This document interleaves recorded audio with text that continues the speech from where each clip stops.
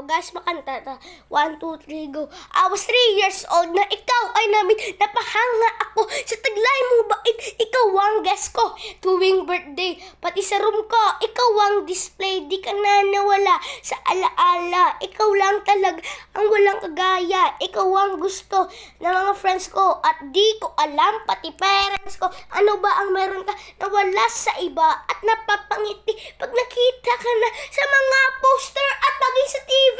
Inaabangan natin yung movie. Bata pa ako noon na maramdaman ko to. Ayoko ng iba, ikaw ang gusto ko. At sa aaminin ko, maniwala ka. Mas gusto kita kesa kay Darna.